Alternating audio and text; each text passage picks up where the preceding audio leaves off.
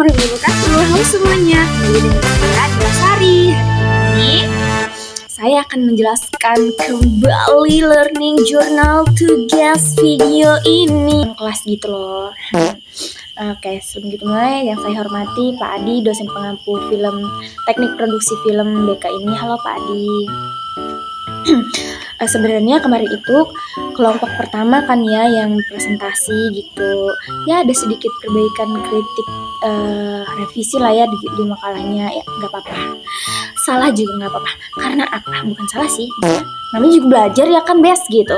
Terus Pak Adi juga ngabsen, terus kayak Pak Adi tuh ngasih revisi, tapi saya juga kena, padahal saya bukan presentasi gitu kayak. Oh, jadi selama ini saya salah gitu. Gitu. Saya nyindir-nyindir sendiri, Pak. Jadi dari kelas pembelajaran kemarin, ternyata ya yang aku tahu, film itu tidak tentang hanya untuk hiburan semata, teman-teman. Tapi film itu juga bisa menjadi sebagai media komunikasi massa yang efektif, teman-teman. Oke. Jadi film juga itu menggabungkan menggabungkan bentuk, suara, dan juga narasi untuk membuat masyarakat itu mana sih cara memandang sesuatu gitu. Cara memandang film tuh dari sudut pandang yang berbeda-beda kan ada kan ya gitu kan. Begitu. Nah, menurut para ahli nih teman-teman, menurut para ahli, film bahkan bisa menjadi representasi realitas tuh, konstruksi sosial juga, terus bisa jadi kayak ruang imajinasi yang kolektif begitu. Next ya. Nah, sekarang jenis film nih. Jenis film ini ada banyak nih. Satu ada juga sangat beragam deh gitu kan. Mulai dari dokumenter, fiksi, hingga eksperimental dengan genre seperti drama, terus komedi. Siapa yang suka nonton film komedi? Aku. Terus horor, terus fantasi, dan juga lain-lain. Kartun juga ada. Nah, sejarahnya pun panjang teman-teman. Ya, kemarin saya udah ngejelasin ya. Saya jelasin ulang, nggak apa-apa. Film pertama kali diputar tahun 1895, teman-teman. Nah, di tahun ini oleh Lamiar, pertama adalah kayak Lamiar saudara gitu. Terus yang kedua, sementara di Indonesia itu film itu cerita pertamanya adalah tuh enggak? Lutung Kasarung. Saya juga baru tahu. Hal ini menunjukkan bahwa film merupakan produk budaya yang tumbuh bersama perkembangan masyarakat. Berkembang gitu. Yang menarik nih teman-teman dari materi kali ini, yang menarik tadi di kelas ceritanya saya lagi debat cukup seru lah tentang film propaganda gitu, kayak ada pertanyaan nih di kelas yang benar-benar bikin saya kagum gitu. Kalau film kata teman saya nih, kalau film propaganda dibuat dengan data yang belum jelas nih teman-teman, terus apa bisa dituntut ke ranah hukum, terus jadi adu domba begitu kan. Terus dari diskusi tersebut saya jadi tahu bahwa film di Indonesia memang diawasi oleh 2 lembaga. Nah, itu siapa yang menjawab? Ada tuh kakak-kakak yang menjawab.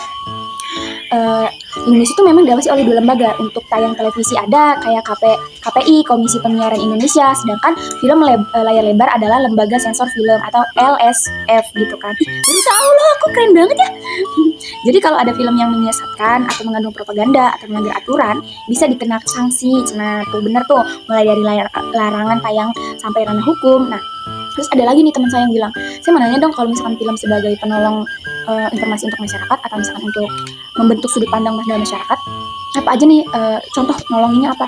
Contoh film dokumenter RA Kartini. Jadi kita tahu para perempuan tuh bisa sangat-sangat memperjuangkan pendidikannya karena menonton film tersebut. Bisa jadi ya. Terus kalau di teknik konseling BK juga pasti adanya yang kayak kalau misalkan pasien kita nggak punya role modeling gitu kan, misalnya kita lihat nih idol dia nonton apa aja nih yang sekiranya bisa jadi role modeling dia, terus lifestyle hidupnya bener gitu kan. Tuh contoh pertama tuh. Jadi dalam diskusinya tuh kayak gitu, keren-keren ya.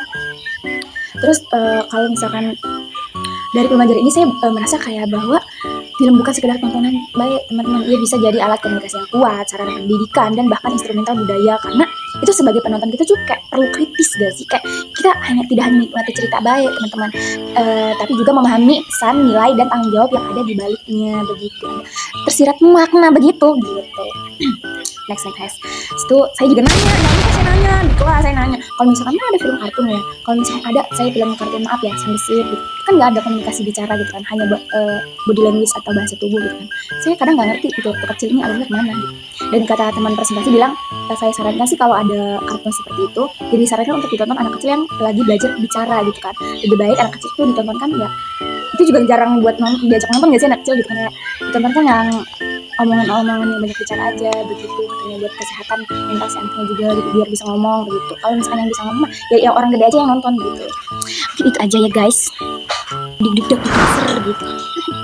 Oke teman-teman, mungkin itu saja yang dapat saya jelaskan, kurang lebihnya mohon maaf. Wassalamualaikum warahmatullahi wabarakatuh. Bye.